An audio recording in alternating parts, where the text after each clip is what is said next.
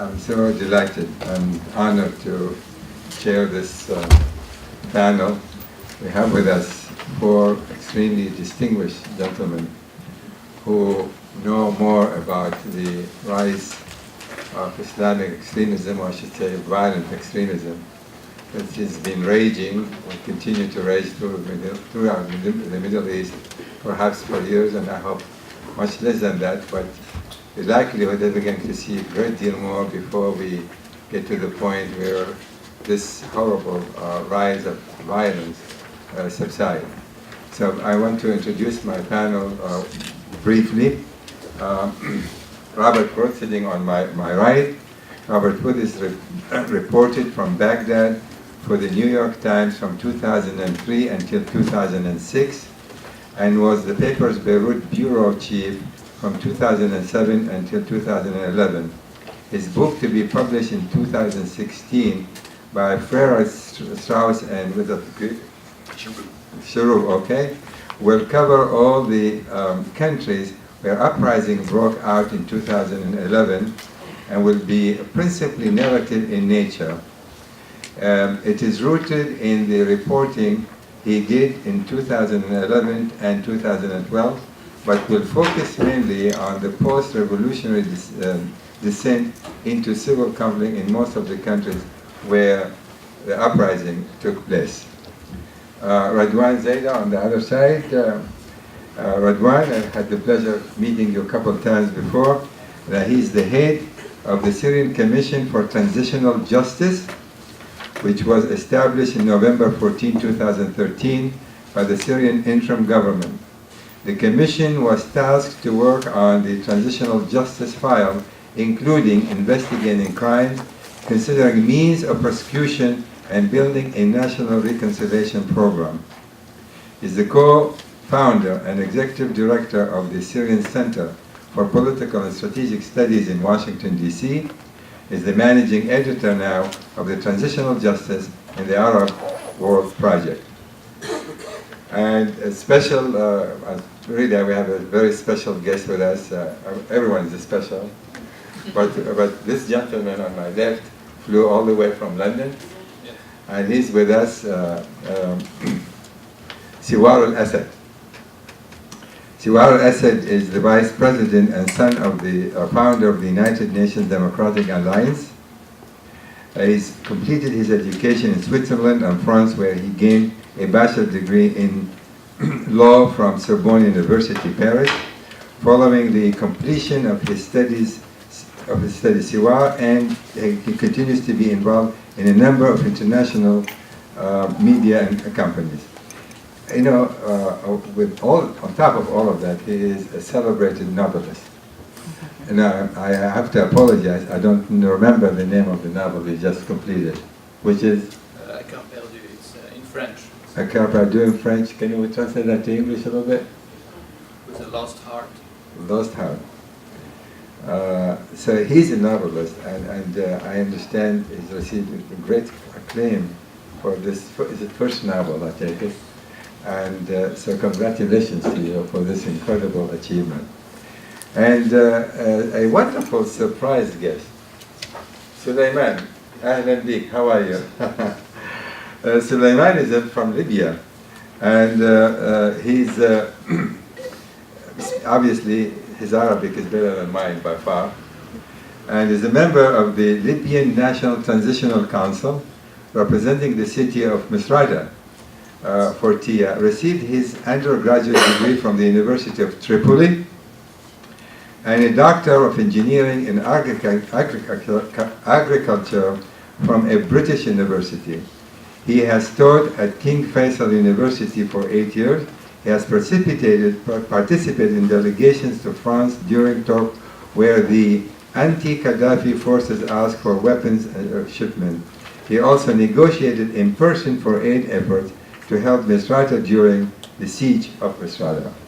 Again, thank you all for taking the time to be here, and I'd like to begin by asking, the seems simple question with so much implications though. And people talk about the root causes. You know, obviously there is not a single root cause. There are many root causes behind the rise of violent extremism, which has swept and will continue to sweep the Middle East as we speak here. Hundreds of thousands, as a matter of fact, have died, specifically in Syria. Millions have become refugees throughout the region. And now we are seeing the horrifying phenomena of the rise of ISIS. So I would like to have this discussion briefly from each of you to think in terms of what is behind all of this, and then take it, you know, what can be done. But I'd like to focus in particular about the plight, the tragedy that has engulfed Syria, and what is there that can be done to bring this tragic situation to some kind of an end. And of course, the sooner the better. So I will begin with our honored guest, Siwar Al-Assad. Thank you. Thank you for having me here. The roots of I should stand up. The roots of fanatism in Islam. Where do I start? We have to go back far in history. Maybe we should start in the 13th century when a scholar called Ibn Taymiyyah issued fatwas. He was a philosopher, very interesting one. Very heard, he had many followers, and he died in prison in Damascus. After he died, he was nominated Sheikh al-Islam. Sheikh al-Islam is a big honor. So this man is very heard, and he issued fatwas. The most famous one is to persecute minorities and Sunni Muslims who have different beliefs. The problem is, until today, these fatwas has not been in a way cancelled. No one revoked the fatwas. And what we're seeing today is the so-called ISIS. It's an ideology, because these people have many names. These terrorists, at the end of the day, they are only terrorists, they are nothing else. They give themselves so many names, we can't keep up with the names. In Africa they have names, in everywhere they have different names. At the end of the day, they are terrorists, they share the same ideology. It's called, there is no English word for it, it's called takfiri. I think the best way to translate it is rejectionist. When you are not like me, for me, it's okay if I kill you, it's not a problem. Actually, if I kill you, I get more credits, I can go to heaven faster. So, the Arab Spring started in Tunisia, spread everywhere, reached Syria. People have legitimate demands because people wanted democracy. We all want to live in democracy. We understand the demand of the Syrian peoples. I am one of them. I want democracy in my country. I want freedom. I want peace, and I want justice. Now, what happened? When they started the peaceful demonstrations in the beginning, I know some may disagree with me, but in reality, we had many press reports and witnesses telling us that since the very first days, police forces and army staff were shot at and killed. I'm not trying to justify anything. I'm not trying to justify the repression of the government, because they committed many mistakes. They committed many mistakes as well since the beginning. What I'm trying to say is that fanatism played a significant role since the very beginning of this crisis, because fanatics joined the battle. They jumped on the opportunity and they said, maybe this is our time. And maybe they were right. because in a way they achieved what they wanted. So they had hijacked the revolution. They transformed the revolution into war, and those who wanted peaceful change, and those who wanted real change, genuine people, they had to step back, go back home, or maybe into exile and watch the war. One of the problems as well that we need to address is the name of ISIS itself. I said it earlier, I know. But we are giving them what they want. They want to be called state, Islamic State. The word state is very, very annoying because we're giving them what they want. It's their dream. They want to build a state caliphate. And they achieved, in a way, their dream. They have their state. Children in Syria, and I'm sure in many other Muslim countries, although Syria is a secular country, I know that children, including girls, are being told that if they don't pray every day, when they die, they will pray on the marble, on the burning marble of hell. So they grow up, since they are children, they grow up with this fear, and they start wanting to pray because they're scared. And when they want to pray, they go to mosques, and often they make connections with people who are extremists. And this is how it happens. Now,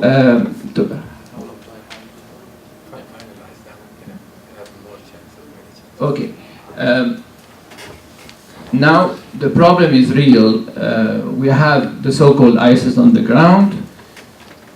ISIS, I think, in my opinion, are not only terrorists, fanatics. They are people who are joined as well by ex-Iraqi Saddam Hussein army staff.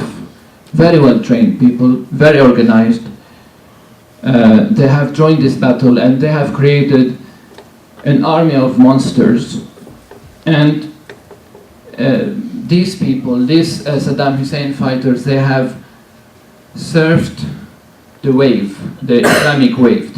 So they also took advantage of this Islamic tsunami that we are facing in Syria and Iraq. I'm sure we will. We'll continue. Yes.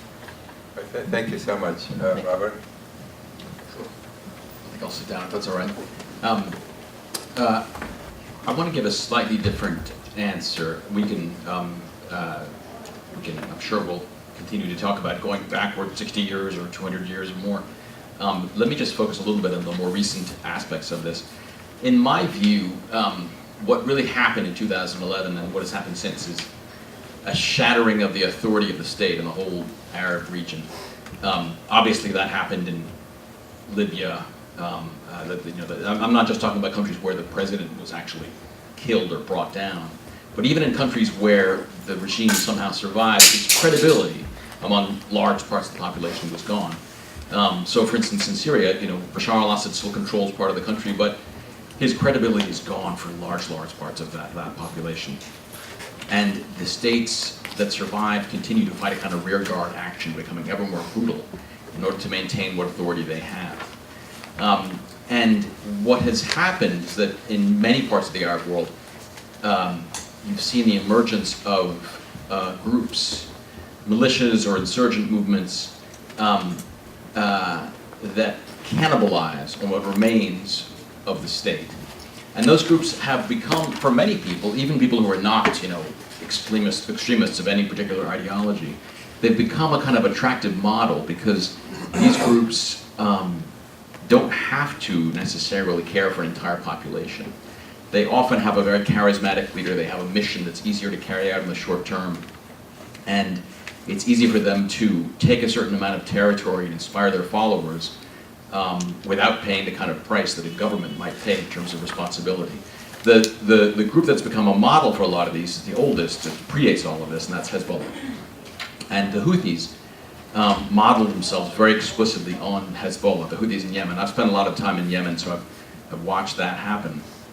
But that's not the only group.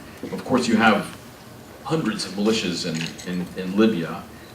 They don't model themselves in Hezbollah, but each of them claims a certain measure of authority. And then in Syria, you also have kind of a de facto Kurdish enclave that's separate. In Iraq, obviously, you have effectively a whole separate country, Kurdistan. There may end up being more of these. There may be, a separate state in southern Iraq, and there were already many Shiite militias in Iraq that operate independently. So, in other words, militias are becoming the kind of social and political form that's dominant in large parts of the region. And I think this is the danger. You know, the state is supposed to have a monopoly on violence, but now we have hundreds of entities all over the region that are claiming their own monopoly on violence and who are much less constrained than a traditional state would be. So they're at war with each other. ISIS obviously doesn't draw any of its inspiration from Hezbollah, but they have a similar structure. And I think it's going to be very difficult in an atmosphere, in a climate where no one trusts the old Arab order anymore. No one trusts the traditional rulers. All you have in many areas is these kind of insurgents. And no one seems to have the kind of legitimacy to reassert a state. This has not happened, of course, in the monarchies, but we're not talking about the monarchies. It is kind of a paradox that they have remained more peaceful. Obviously, that's partly because some of them have an awful lot of oil money to pay off their people. But I think that's not all of it. I was told a long time ago by a Yemeni politician and analyst who I respected a lot. He said, you know, the trouble with this region is that so many of its leaders don't feel that they themselves are legitimate. They've often been empowered by revolutions that took place 40 or 50 years ago, or 60 years ago, and they've replaced, in some cases, forms of political organization that were around for hundreds of years. In Yemen, for instance, you have the imamate, which, however badly it may have reigned over Yemen, was ancient and had a certain kind of traditional imprimatur. And then suddenly you have a series of jumped up military commanders taking power. What my friend was trying to tell me was, these guys look around and see next to them other contenders for power, and they say, why shouldn't he be in charge? I have no special reason, no special claim. And so they tend to behave in a very paranoid way. It's that generation of rulers who has sort of ground the region into the dust, and the order they stood for has been overthrown, but there's no new order yet being born. We're still left with the ruins of the old. That's a more political take on all of this. I'll have more to say about it later. Okay. Again, basically trying to answer the same question that I raised. Let me start by thanking Professor Alon for actually the invitation here. Basically, the simple answer, because we have failed transition. If we compare actually the Arab Spring into other transitions happened in other regions in the world, we have Eastern Europe in the 90s, we have before in the 70s, of course, Spain, Portugal, and Greece were actually moved from authoritarian or military regime into democratic institutions. At the same time, we have Eastern Europe where actually the EU played a very important role to include Poland, Czechoslovakia, Romania, and all of this into democratic transition. At the same time, we have Latin America started in Brazil, Argentina, but in the Arab region, actually, the demands for freedom, it came late. Since actually the last, let's say, the color revolution started in Georgia, in the Arab region it started late in 2011. And it was a huge actually atmosphere or circumstances in the region. We don't have it before. We see millions of people in the street. actually the inspiration to have a new system. This is why the slogan that's the people, they want to change the regime because they want a new system to build, economic system, social and political system. That transition has to be managed to move into new political order, like what's happened actually in Eastern Europe, as I mentioned, or in other regions.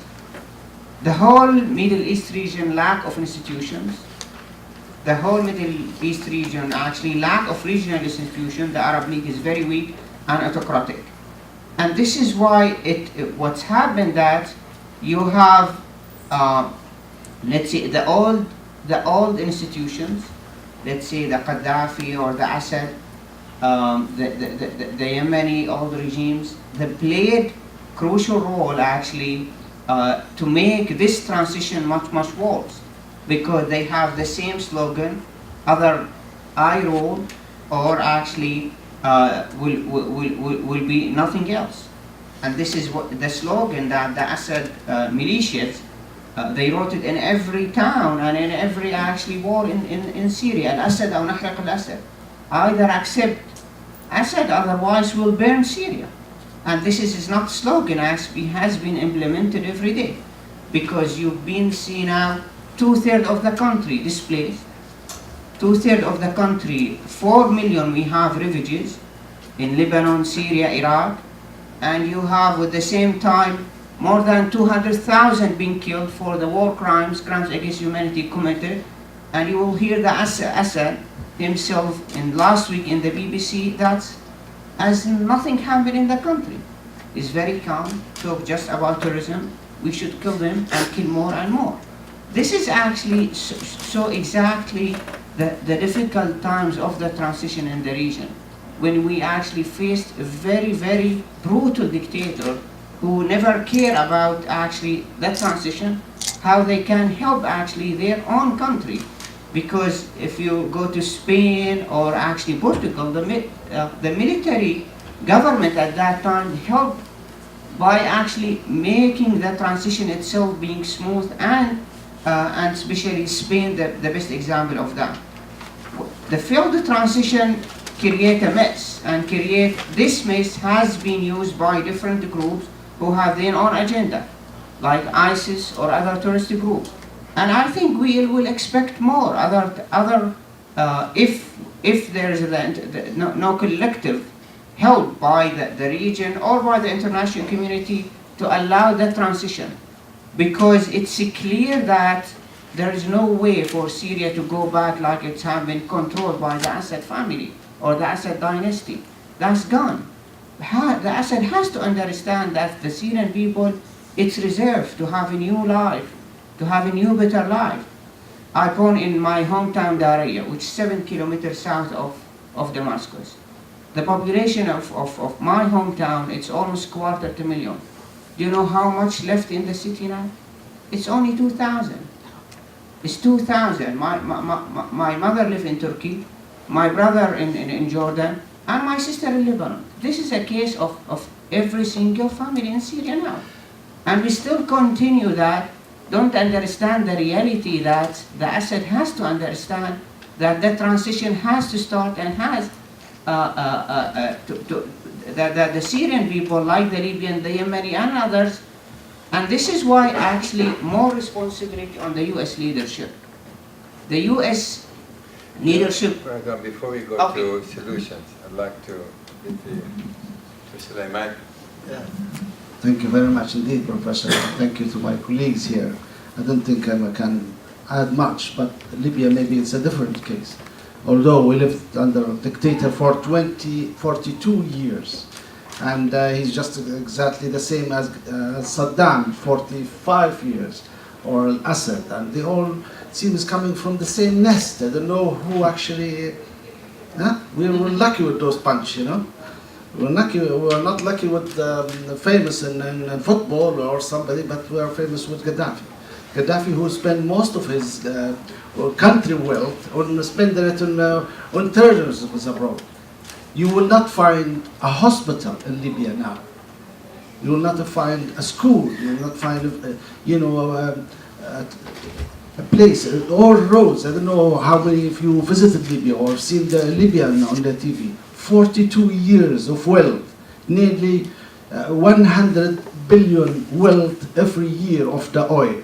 There's nothing exists on the ground. Where all this gone? This is gone for feeding terrorism is all over, feeding their interest and. Now we get rid of those. I think we have to diagnose the problem. If Ebola disease appear in one country, the whole international community goes there and try to fight it and try to stop it. So this disease is actually been on for some time. Why the international community didn't stop it? Why the international community did not stand together against it? We Arab or we Muslim want to live with the international community, just like going on one plane with 100 nationality with you on the plane, Jewish, Catholic, name it, and we all go on the same plane. We're all trying to make the plane goes to the end from A to Z safe. So exactly, that's what we want for a future of our children, of our countries. We will share the wealth of our country with the international community. We cannot live alone in Libya without the help of the international community, without the help of Western Americans. So now we are fighting exactly the same, the terrorism. Now they said terrorism is in Libya. Yes, there is. Libya with the long borders, now they become soft heaven to those who are wanting the army. They want to meet together. They want to have some of the cakes, some oil, some.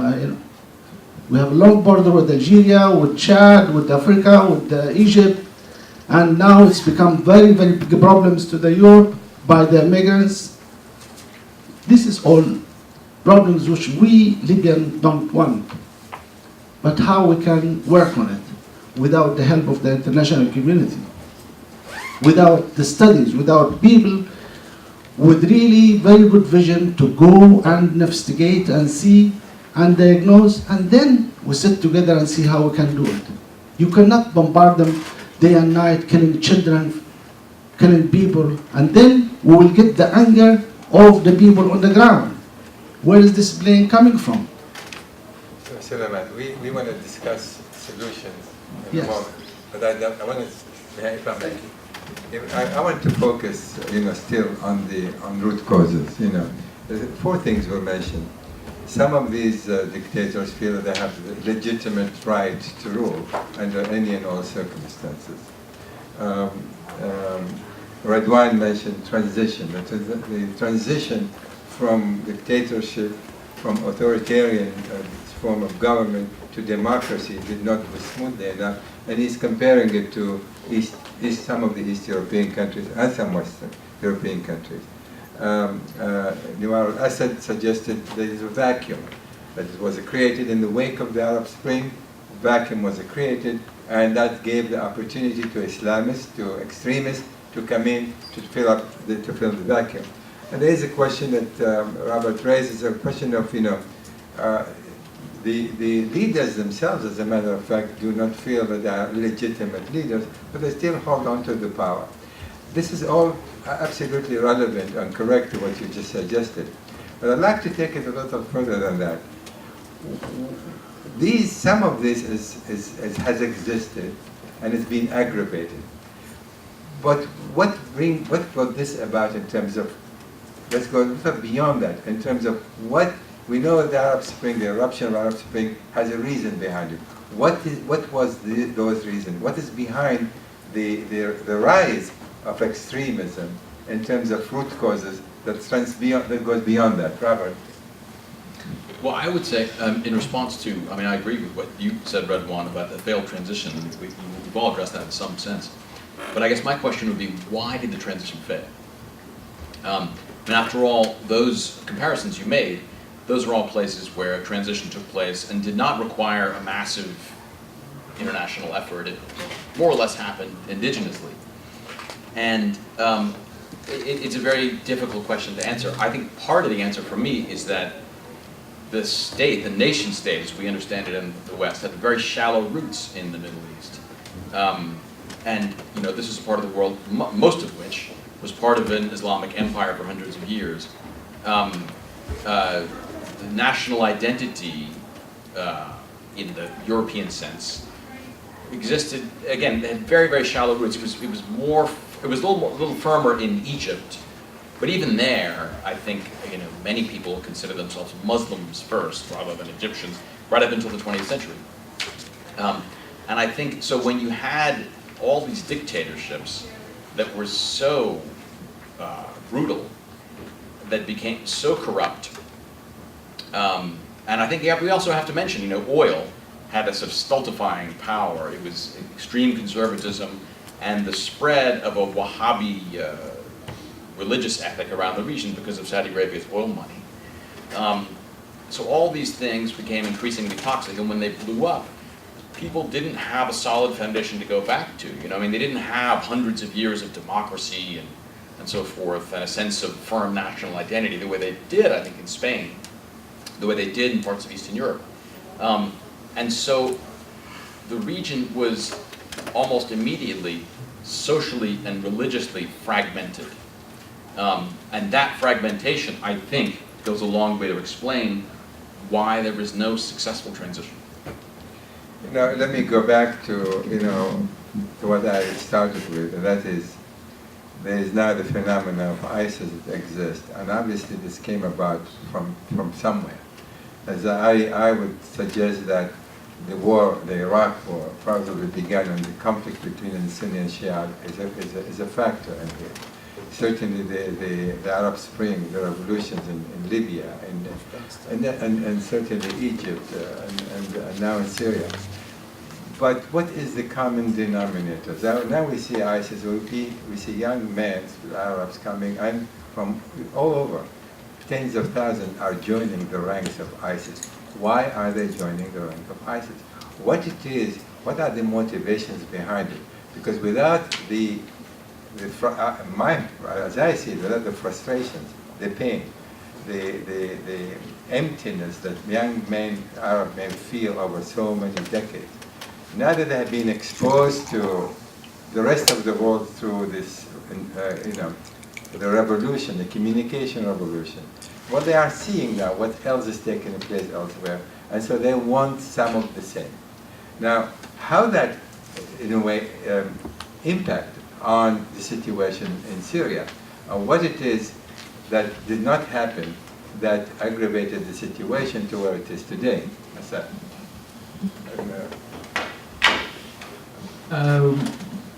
What did not happen, well, or also what did happen, it's with regards to the transition failed precisely because we wanted everything too quickly and immediately, and like anything in the world, we can't ask for things to be done immediately. It's impossible. We should have asked for a peaceful and gradual transition, and maybe we would have seen some results 5 years later. But instead, we had this obsession of getting rid of President Assad, and as long as he's there, there's no solution. And the problem is that now we're 5 years later, and we have understood that he is still there, and he has no intention to step down. Whether it's good or not is not my business. The problem is that there's people suffering. We have to be pragmatic. We have to focus and try to end the suffering of the people. This is why the transition failed. Now, with regard to fanatism in the region, I don't think the problem is Assad or Gaddafi or all these rulers or all these people. I think it's much deeper than this, and it's a mistake to understand that these rulers have created fanatism in the region. It has existed a long time ago. A century 100 years ago, Syrians have been through massacres. The Turks committed massacres in Syria in the name of Islam.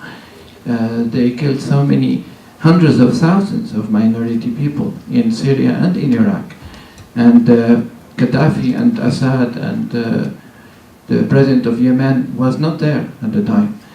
So it's got nothing to do with these people. I think we have to address the real problems. The real problems is the ideology and the education and the culture. Thank you very much. I think some areas which is you find it very, very clear, whereas you see this extremist. I mean, in North Africa, like like if I talk in Libya, you don't really see much because maybe there is no Sunnah and Shia. This is what makes it worse, actually, in some area like Iraq, or like that area, I don't know if Syria has been affected like this. I mean, where you see divisions of religion, you find it really worse than worse. Meaning, I was in Ireland, whereas North of Ireland and south of Ireland, they've been in war for a long time and recently. Now in Libya, I don't see much on cases like it's been the religion is the case. Maybe because 100% of the Libyans are Sunnis, and they actually have not been caused much on the West problems or anywhere. But this will be coming now to Libya, really, and we are so worried about this to be taking place in Libya in the future. Why? What causes? Meaning, I do hear a lot of Libyans when they are jealous is because they see Gaddafi is actually stealing their wealth and taking it somewhere else. Meaning the president of Italy one day, he's kissed Gaddafi's hand, Why? Is it because he's respecting him? No, because he's actually wanting the oil of Libya. And this is what making it actually the people's anger. But they don't go far as extremists. They don't go far as they're using the religion to be a terrorist. Can you just focus on one thing? Let me try to answer this question. To what extent, from your perspective, the West, led by the United States, has contributed to the unsettled, to the situation that exists in the wake of the Arab Spring? Because you're talking about, and I think I agree with you 100%, is that the Arabs saw too much too quickly, and that was impossible. To what extent the United States in particular contributed to that by pushing democratic form of government, when in fact the societies there, be that the Egyptian, be that the Libyan, be that the Syrian, are not ready to embrace that kind of system, that kind of political system, and what should have been the alternative? And perhaps also, Robert, we'd like to address that afterwards. Yeah, but when you say quickly, Gaddafi in power since 1969, Al-Assad dynasty in power since 1970. What you mean quickly? No, I'm not saying it should have been quickly. I'm saying, what do you think the mistakes were committed by the United States in trying to push quickly for a new constitution, an election, in order to have that quick transition? Not that I've been advocating that. Yeah. I have not, as a matter of fact. Yes, it's what's here, the type of revolutions we have in the region different than other regions. Because actually Persia rooted as a huge anchor for a long years. Then also, which affected the transition, the failed institutions. Nobody talked about actually the failed institution in Libya or in Iraq or in Syria. Those actually, this is why we call it in political science, as you know exactly, as hegemonic authoritarian. Different than in Tunisia, where you have actually soft authoritarian. They have high level of education and some economic growth. Actually, that's helped the transition to be much, much easier. That different than in Syria or in Libya or in Yemen, where you don't have institutions. I mean, the army is ethnically in Syria built.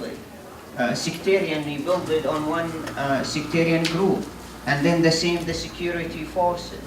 And that cannot continue forever. It has to be fixed in the system. This is why all that started as a peaceful resolution, asking to fix the system. It has to be fixed. It should be actually Al-Assad or Gaddafi, if he responds by having, like what's happened in Eastern Europe, most of the communists actually, they have what's called the National Congress, which allowed actually the old and the new regime, or the opposition to be in the new system through negotiations about the transition in different steps. That's never happened. That's actually Al-Gaddafi or Assad decided to go further in that, to actually launch a war against the people. That's continued. This is now, we don't compare Syria anymore with Eastern Europe, or we compare Syria now with the Bosnia and Herzegovina, or sometimes with Rwanda, with the genocide and other type of war crimes and crimes against humanity committed every day by the Assad forces and the ISIS forces, which makes Syria as actually the tragedy of our time. This is why here the responsibility of the U.S. because the U.S. has a huge responsibility politically after the U.S. intervention in Libya. Let me say it in a different way, that the Obama administration came into power after what's happened in Iraq. And actually in every mind, in every American citizen, Iraq is a mistake. This is why any president wants to repeat the same mistakes. This is why when the US go into Libya, and they did very successful intervention through the UN at that time, but they lifted a vacuum there. There should be actually some of the UN, some of the NATO to help build the security, to build the stability. There is no, like in Libya, like in Syria, there is no political culture. We don't have actually political parties, we have only one newspaper, but 3 different editions. We don't have political parties, we don't have institutions, we don't have organization, lack of political culture. This is why it has actually the US with the EU help in a way. As I said, the only regional institutions we have is the Arab League. And the Arab League is very autocratic and all. It's established before the UN, but charter, but actually they don't have any democratic principles. The only stable countries in the region are the Gulf. This is the Gulf control the Arab League. And the Gulf, none of them, they are democratic, and they don't claim being democratic. I'm saying there is a regional vacuum, and this is actually help the transition to fail, and help actually those the tourists who see actually a chance for them to rule. It's not like we've seen that before in Africa, we've seen that before in Latin America, but it has to be controlled in a way.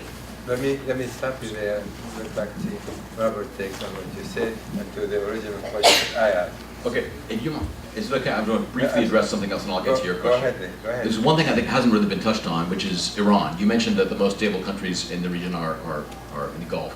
And I think one of the causes of what's going on with all this extreme violence now, especially with ISIS, is related to Iran. There's a crisis of leadership and crisis of identity in the Sunni Arab world. All these countries, I mean, even Egypt, this is very much kind of Thermidor, overreactive regime, which smacks of deep lack of confidence. And all the other countries, there's a sense of just chaos, inability to rise up to the challenge. And young Arabs are intensely aware that, since 1979, this was a huge event for the Shiites of Iran to kind of empower themselves as Shiites. And it was terrifying to especially to Saudi Arabia, but also to other countries in the region, to Iraq and so forth. And there was a sense in which that event and what happened after it with the sort of increasing Islamization during the 80s of the Iranian regime caused a counter-reaction in the Sunni countries. And what you're seeing now in some ways partly an echo of that, sectarianism. in terms of your question, about the U.S., I understand, Radwan, what you're saying about that there was a vacuum, there was a need, that the Arab countries did not have the institutions and they didn't have the regional institutions. However, I think it's probably asking too much. You know, you would run into a lot of people in 2011 in the Arab world who would say, look, this is a great opportunity for the West. We need a Marshall Plan. We need, you know, people to step in and help build things. I agree, that would have been wonderful, but I just don't think it's possible. I mean, you know, this was a time of intense economic and financial crisis in the U.S. There had been an experience, not just the war in Iraq, but the sort of the sense that the effort to help build institutions and build politics in Iraq, flawed as it was, you know, had created a sense we're not good at that. And I think Americans are just deeply reluctant institutionally to take on those kinds of challenges. The British have more of a history of that kind of thing. They're willing to be, you know, colonialists, and there's even some residual interest in developing deeper relationships like that among the British diplomatic corps. Americans, that makes them nervous. They're a republic. They were born in rebellion against an empire, and they don't want to get too involved. And I should say, there are some good reasons for that. I mean, I knew Chris Stevens, who was killed in Libya in 2012, and he was very concerned with not leaving too heavy a footprint in Libya. He knew that it was important to help Libyans set up their own country as much as we could, but at the same time he was worried that if we went too far, if there was too much of a visible American presence, it would spark an angry reaction. Maybe he didn't set the right balance there, I don't know. But there are legitimate reasons for not wanting to get too involved. You know, recently, it was very recently, a conference that invited by the president invited, White House conference that actually focused on violent extremism. And the gist of it, you know, some of what they have concluded is that the need was not merely just fighting of ISIS and degrading them and eventually destroy them, but to be able to reach that, so you have to stop the flow of volunteers that joining ISIS from all over. And that the focus should be on socioeconomic development, community participation, and so on and so forth. I'd like to address that for a moment, because from my perspective, this is probably one of the most direct causes behind the rise of extremism. Young men in particular, you know, deprived, despondent, despairing, no opportunity, no job, no hopes. They want to belong someplace. They want to have an identity. And when they cannot get it in their places of birth, of residence, well, they are looking for something. They want something more glorious. And so this is one of the attractions that ISIS has to offer them. You know, you glorify death instead of living. This is the kind of thing. Now, these are the phenomena that we are faced with today. And there is no easy answer, because those of us who read and seen what the deliberation in the White House, this is all true, that these steps need to be taken. But they didn't talk really about the kind of resources, and I'm talking about financial resources, that in the billions of dollars that are necessary to begin this type of socio-economic development program. And so, what we are witnessing today, things have gone way too far. And you have now, on top of everything else, you have the Shia-Sunni conflict, where also Syria is being used as a battleground for that as well. So I'd like again to turn back to you and tell me whether or not, you agree with my brief analysis as to what's behind it and what is feeding into the extremism as such. And that, you know, after that, I'd like to engage the panel to see what it is that we can do, realistically speaking, not just having pipe dreams about solutions, but realistically speaking, what can be done to stem this conflict and eventually, hopefully, bring it to some kind of conclusion. Solution or conclusion of sorts. The problem is that we expect too much of the United States or the great powers. We can't ask from the United States to come, bomb, destroy, and then build and restore democracy and do all this job for us, and we just sit and watch.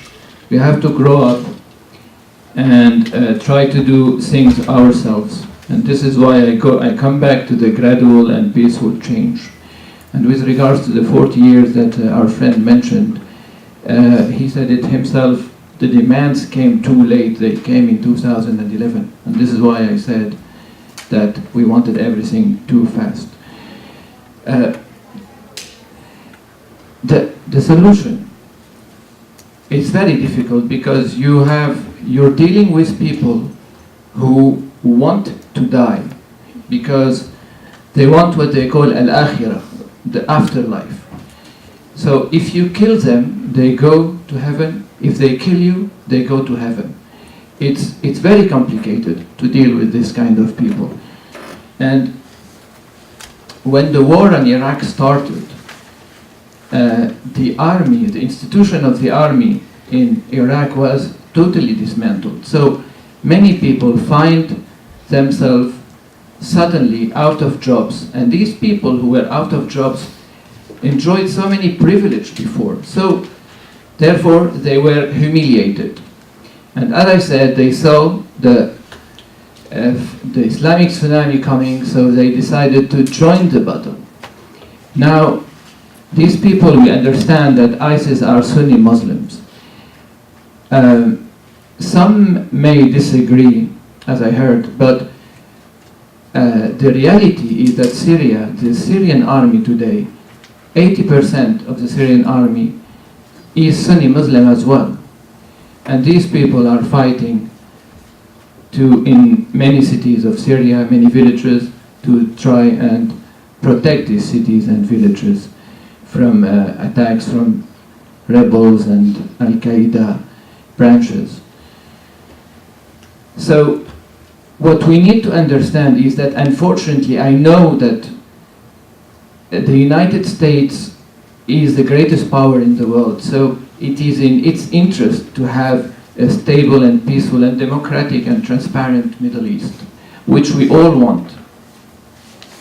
But also, we all know, and I'm sure the Americans know as well, that there is a growing anti-American sentiment in the region. So therefore, the strike started in September 2014 on ISIS. How can we explain that ISIS is stronger today than in September? It has expanded its territory. It has now ambitions in neighboring countries, in Lebanon, in Libya, in Turkey. It's not really ambitions because there is a sort of alliance with Turkey. But the answer is not the strikes because, first of all, they're not very efficient. They need troops on the grounds, and I don't think that Marines are ready now to go and engage in a battle on the field or any other army. One of the solutions could be maybe to revive the Arab nationalism in the region.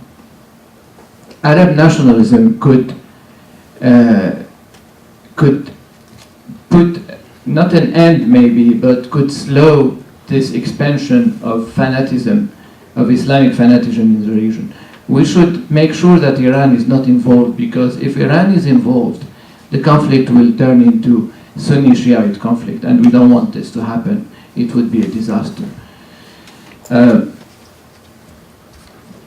Syria is a secular state. Regardless of who is the president of Syria, it could be anyone really. But I'm talking about the Syrian army in particular. As I said, 80% of the Syrian army is Sunni. This army today is too busy fighting to keep the cities of Syria safe. But these people, if they are in a way coordinating with the international community, they could maybe try and stop the expansion of ISIS in Iraq and in Syria. I'm talking about the Syrian army. The international community could help by stopping the resources of ISIS, could help by telling Turkey stop buying the oil of ISIS, could maybe help by monitoring money transfers and money movements and putting pressure on countries who secretly help this terrorist organization. Take it from there. I gather, deduce from what you're suggesting that perhaps Assad himself could become part of the solution. You can correct me if you think that is the wrong conclusion. Mistura said it himself. Yeah, okay, that is the fact that the United States now is focusing as ISIS, which is also the enemy of Assad, so that is obviously is helping Assad. And the United States government no longer is talking about the removal of Assad. And I already heard people from the White House saying it openly, that Assad may very well be a part of the solution. Robert, your take on it, and I'll give it to you. I think Radwan wants to address that. Yeah, because if let's say realistically, let's say the United States decided to put the morals aside, that let's forget 200,000 lost their lives, the Assad committed crimes, even gassed his own people, let's forget all of that. If we decided actually to go shake in hand with the Assad, what the Assad can offer us? No. Because the Assad actually knows actually the headquarters of ISIS and never touch it. If you go to Google Map, you will see Al-Raqqa and you will see the ISIS flags, and they never actually have targeted by the Assad.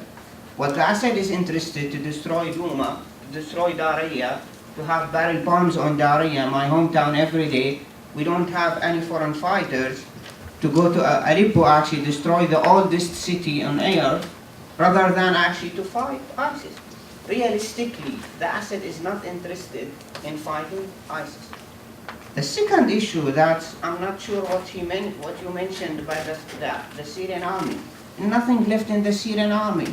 It's all about militias.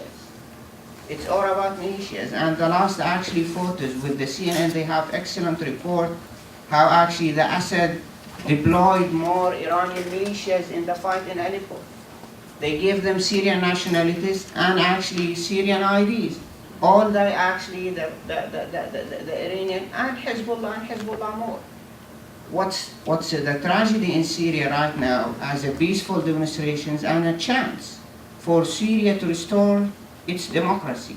Syria is the oldest country in the Middle East. They have constitution in 1952, and they have democracy after the colonial power, French left, and they gave the right to women to vote before actually Sweden in many European countries. We have very short democratic transition, but now we are actually, it's kind of chance to have, because you have too much mass people going into public. It's mobilizing to go actually to have a new order, a new system.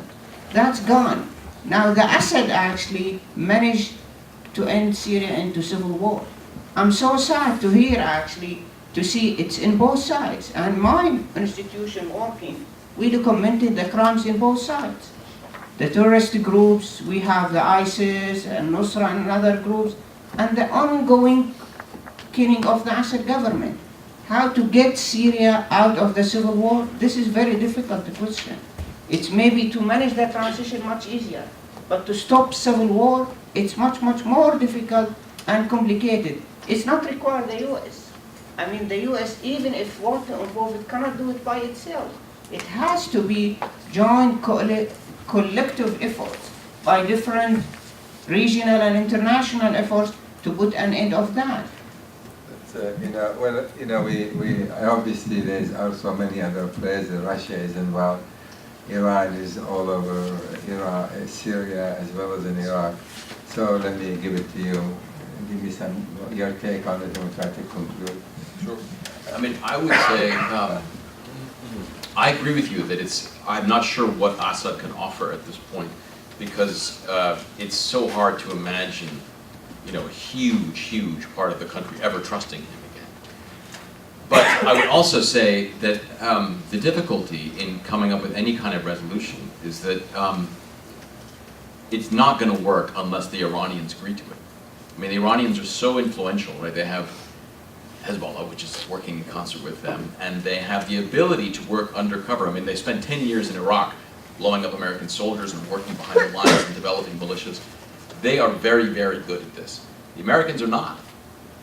And so they have the ability to undermine or blow up anything that we try to impose there. So I think the reality is it's just no solution is going to work unless the Iranians agree to it, unfortunately. So what does that mean? I think it means that there's going to be years before there's any solution. I think eventually maybe the Iranians will agree to something that involves someone other than Assad. And then maybe the opposition and the rest of Syria that's outside of Assad's control, maybe those people might be persuaded to sign on to that. It's going to be very difficult. May I interject to this one thing? Do you feel if there is going to be an agreement on the Iran nuclear program with the six powers, would that help in any way to allay the problem in Syria, directly or indirectly? I kind of doubt it. I think, you know, they're different files, and I mean, there has been a lot of hope that, you know, Zarif and Rouhani would be empowered by such an agreement and would then be able to proceed to sort of shape the way that that Iran deals with Syria.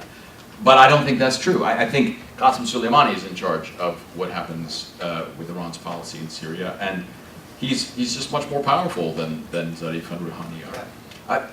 Let me just add one unrelated thing, if I could. Please. In thinking about all of this terrorism and all of this violence, which is the main theme here today, I think it's important to say there's a big temptation for Americans to look at all this happening and say, you know, this is about Islam. This is in some way fundamentally about Islam, and that there's something inevitable about this kind of violence coming from Islam. It's as if, you know, this was something inside Islam itself that's only now being brought out. I think that's wrong, and I think it's very dangerous. I think we've seen a couple, in you know, several places, people coming out and saying this. There was a column in the New York Times. There was a cover article in the Atlantic Monthly that sort of hinted at this view. And I think, you know, it's important to recognize that nothing is inevitable in Islam. Islam is only what, you know, its adherents say it is, and that everything that has happened over the past few decades has shaped the way that these movements and the way that these countries developed.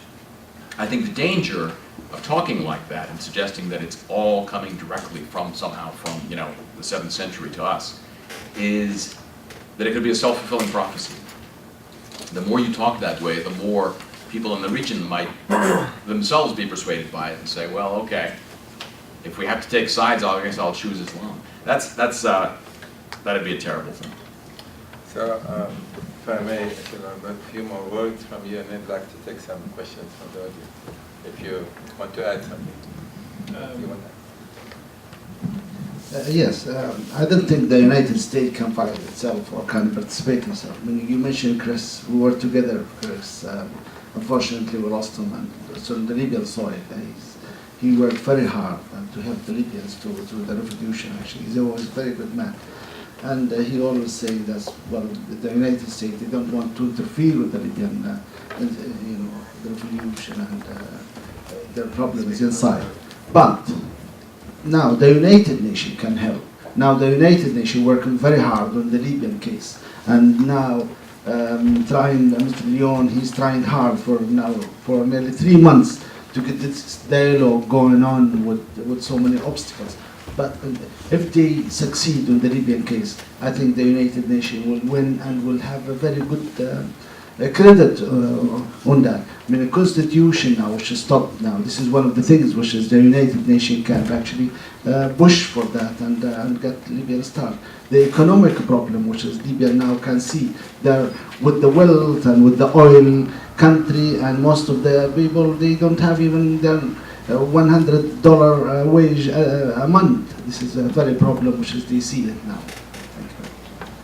Okay. Would you like to add something before we take a few questions from the audience? With regards to, I think we have to focus on the fact that there is an ideology, and it's not the rulers who is important, it's the ideology. We have to fight against an ideology. And it's an ideology that does not know any border for them. The world is theirs. The fanatics think that the United States is theirs, the United Kingdom is theirs, everything is theirs. Therefore, this did not start in 2011, this started hundreds of years ago. And they also have something called Al-Taqiyya. Al-Taqiyya is when you give an image of yourself, a fake image of yourself. So when you lie to people by telling them that you are different. So when you are a fanatic, but you show people that you drink and go out and do things that a Muslim wouldn't do. And then all of a sudden, you do what you have to do, a terrorist act, like we saw in the United States in 2009, an army officer who killed 13 people and injured 10 others here in the United States. He was a psychiatrist here, and you know, and so many other, who would have thought that a man like him could do this? And there are so many people everywhere in the world who are like this. So it's an ideology that we need to fight. Thank you very much. We'll take a few questions, but please limit it to a question in the shorter debate. I'd like to entertain a few questions before we conclude. Back there, please speak louder because we don't have mics back there. Okay, my name is Robert. Could you stand up, please? Oh, Thank my you. name is Robert. Thank you all for taking the time to talk to us. I'll try to make it really short. A question? No commentary. This question. It's not a comment. But the setup is, there's been a lot of discussion around what are the root causes of the present situation. And I don't know if I stepped out and may have missed it, but I didn't really hear much talk about the Cold War and proxy wars that were taking place in US interventions and Western interventions around this space that destroyed the political institution capability for a lot of these peoples. And so where do these kind of, we saw a lack, and we talked about a lack of cultural, or political culture. We talked about it as if it were like self-evident, but wouldn't you say, or that it came from nowhere in a sense, but wouldn't you say that interventions like it, most famously in Iran, or with socialism in Egypt, or these types of, that those also are really important things to discuss as far as how we got to this present moment. So I would be interested to see what you think just conceptually with how the Cold War framed a lot of this, a lot of these issues, but also more specifically, as it relates to Saudi Arabia and Israel and why the United States has strategic alliances with those particular countries in order to operate as a counterbalance, like with the Muslim Brotherhood and whatever. What do you think about how those things are related to this kind of dominant ideological and political, geopolitical struggle? This challenge? First of all, thanks for the question. I agree with you. I mean, I think you have to, in considering how things have developed in the region, you have to think about the Cold War. And I would pair that with imperialism. I mean, it was only in the 50s that Tunisia emerged from imperialism. France had a horrific war in Algeria, in which 1 million Algerians died. And as we all know, the period of World War I, wreaked havoc in terms of how all these various countries saw themselves, change the borders in all kinds of strange ways, and messed up the economies of these countries. So I think that's part of it, absolutely. I think it's one, I wouldn't say that's the dominant reason for what's happening today, but I absolutely agree with you that all those things, and you mentioned Mossadegh in Iran, that contributed, to the Iranian Revolution of '79, which again, I think is a hugely important event in thinking about what's happening today in the Sunni Arab war. Thank you. Take another question. Yes, please. Please limit it to a question if you can. Sure. Jessica Field from the Institute of World Politics. Siwar, you mentioned that ISIL, you compared it several times to an army with funding and organization and things like that. And a friend of mine who actually just got back from Syria last year made an interesting quote where he said that the rule of law increases with extremism. So in areas that is under ISIL control, you see less petty crime, you see less, actual corruption and things like that, just because there's so much extremism and the punishments are so harsh.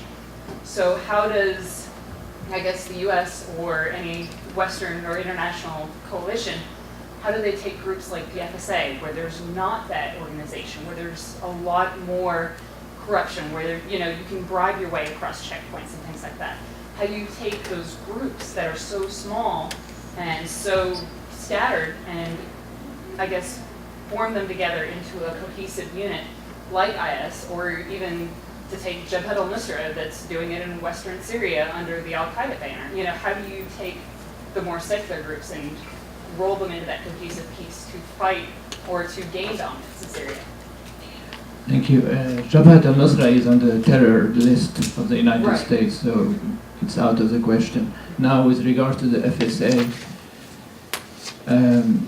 Mr. Robert Ford, the previous ambassador, U.S. ambassador to Syria, was one of the people who backed and encouraged all the parties to fund and support the FSA in the past. Recently, he declared himself. He said that these people are not trustworthy because they flirt with Al-Qaeda groups, such as Al-Nusra. Now, I've heard, we know from press reports that the United States is training Syrians to go and fight against ISIS. It's very good, the intention is very good, but the effect will be negative because, as I said previously, it's very difficult for Syrians to know who is a fanatic as Syrian. So how can an American know that? It's very difficult. So these people, they will, most of them, defect and join ISIS with their weapons and their training. And this will strengthen ISIS even more. So I don't think that the Americans have any allies in the rebel forces, because if it was the case, they would have found these people. They have 5 years. They would have found them. Thank you. We'll take one or two other questions. Go ahead, please. Please, again, limit yourself to a question if you can. Yeah, in regards to the recent conference. A little louder. In regards to the recent conference you spoke about at the White House with the extremist violence, they mentioned, and you mentioned one of the main things is to develop jobs and fix their economic situations. But how does that explain Islamists and terrorists who were highly educated, who were wealthy? Why did they turn to extremism? Is it their ideology, as you mentioned? Is it their hatred of the West? Why do we also have terrorists who are from the upper crust? Anyone wants to take that? You want to answer this briefly? Yes. It's we have to distinguish between the vast majority of who fighting ISIS, which basically Iraqi and different regions, and those actually they paid for their fight to fight with ISIS, along with the others who coming from the West, from Europe or from other countries, who's actually basically motivated for a dream, a personal dream to do it there. And this is why now what we see that, this is really important, that ISIS itself has no authority within the Sunni Islam or whatever. This is why you see statements from Al-Azhar against it, from statements from Al-Qardawi, who's been accused actually against ISIS.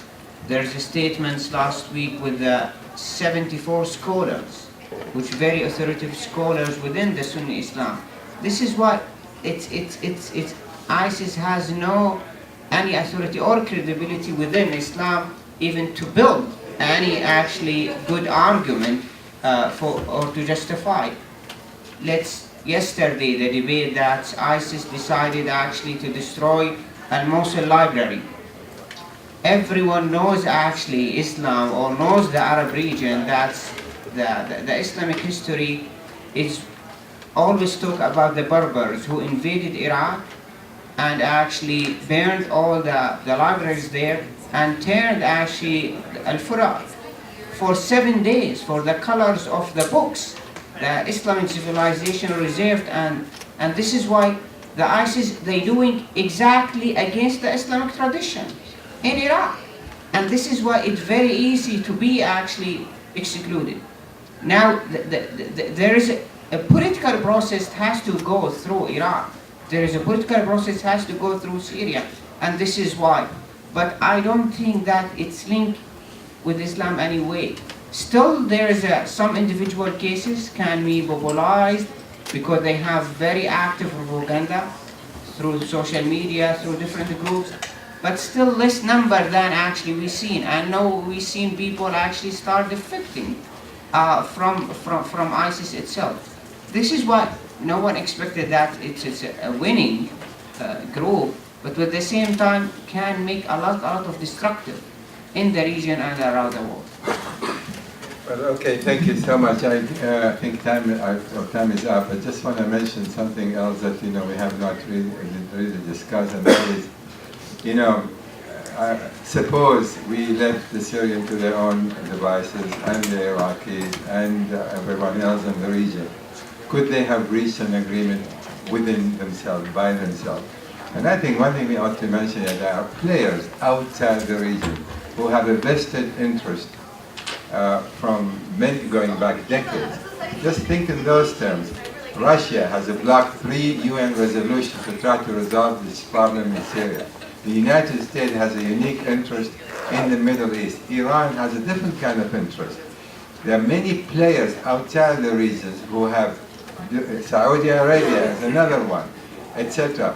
But that is due to this fact that they do not have a common interest, is adding to the complexity, to the violence that will continue. And that is, I think, one of the biggest problems that we are facing. Again, we mentioned despondency, poverty, lack of opportunities, the sense of belonging, etc. All of this is very important. And that is what, in my view, is making the conflict so complicated, so difficult.